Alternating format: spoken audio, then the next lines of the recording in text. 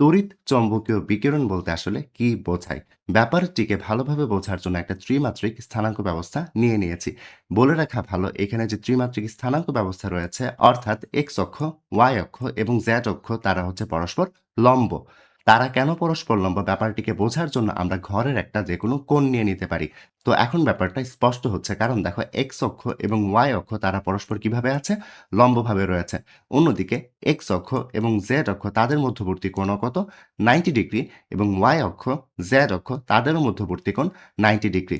অর্থাৎ এটাই ক্লিয়ার যে এখানে এক্স অক্ষ, ওয়াই অক্ষ এবং জেড অক্ষ পরস্পরের সাথে লম্বভাবে রয়েছে।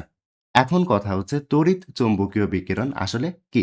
ধরা যাক ওয়াই অক্ষ বরাবর চৌম্বক ক্ষেত্র পাস হচ্ছে, অন্যদিকে একই সাথে জেড অক্ষ বরাবর তড়িৎ ক্ষেত্র পাস হচ্ছে, এবং আমরা আগেই দেখে এসেছি ওয়াই অক্ষ এবং জেড অক্ষ পরস্পর লম্ব, অর্থাৎ এই ক্ষেত্রে চৌম্বক ক্ষেত্র এবং তড়িৎ ক্ষেত্র 90 ডিগ্রি বরাবর কাজ করছে বা সমকোণে কাজ করছে। তো দেখা যায় তড়িৎ ক্ষেত্র এবং চৌম্বক ক্ষেত্র যখন পরস্পর সমকোণে বা লম্ব বরাবর কাজ করে, তখন তাদের সাথে লম্ব বরাবর অর্থাৎ এক্স অক্ষ বরাবর নির্গত হয় তড়িৎ চৌম্বকীয় বিকিরণ।